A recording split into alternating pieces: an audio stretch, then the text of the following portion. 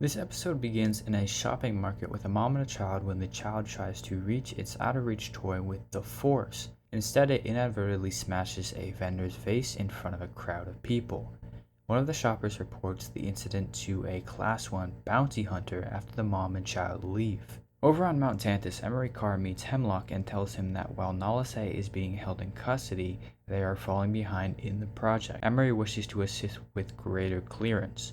After Hemlock gives his approval, she becomes the chief scientist and is brought up to date on Project Necromancer. Hemlock leads her into the vault and shows her the specimens that are kept there. Held hostage are children with high M counts. He then explains to her how the testing was done and how Omega's blood served as the ideal binder for the children's blood and the materials used in Project Necromancer. Hemlock gets sidetracked as Emery converses with the child.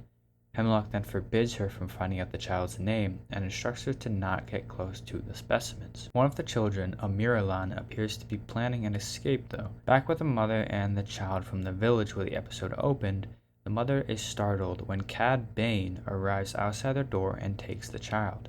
Toto 360, his droid, is also there, and after verifying that the infant has the appropriate number of M counts in their blood, they take the child. Returning to Mount Tantus, Emery works with the child who had previously spoke with her, identifying herself as Eva. Eva says that Nalase said that she would find out when she could go home. Emery promises to investigate. She enters the room with Jax, the Miralyn child, who then grabs the datapad and attempts to escape. The room is locked by the other scientists and the clone commandos enter. As soon as the door opens, Jax sees an opportunity to flee. Even though Emery orders them not to, the clone commandos stun the child. Emery pays Nalase a visit, and we learn that Emery was abandoned by Nalase when she was a child. Emery is convinced that this is not where the kids belong. Although Nalase concurs, the Empire simply don't care. Hemlock meets Emery Carr in the hallway about a newly arriving specimen.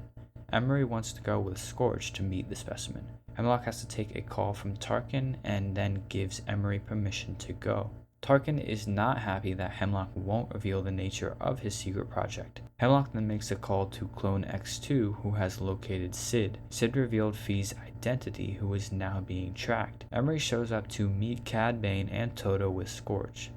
The bounty hunter is unhelpful when she tries to extract some answers from him. Emery adds the new child to her list of kids to observe and test when she gets back to Tantus. She realizes that she is unable to see Jax, who is being kept apart as a form of punishment for attempting to flee.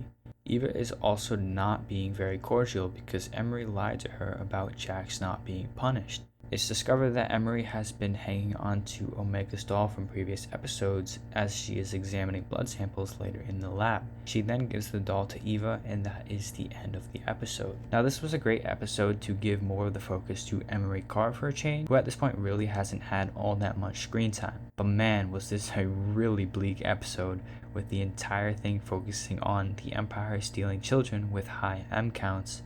Containing them is what is essentially a prison and running tests and experiments on them. Now, of course, the Empire is evil, there was never any doubt of that, but this show is really showing us the completely inhumane things that they're capable of. Having Emery Carr get more clearance into this project as well and see a lot more of what's happening on Mount Tantus was really interesting because it seemed to kind of parallel her own childhood on Kamino.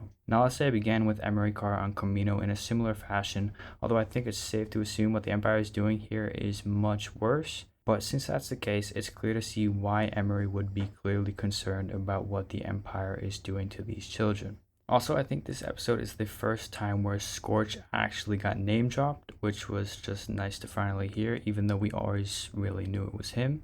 But that just makes me really want more of Delta Squad and to know more about what happened to Fixer, Boss, and Sev as well. That's all I've got for this episode. Let me know what you guys think down in the comments below, and I'll see you in the next one.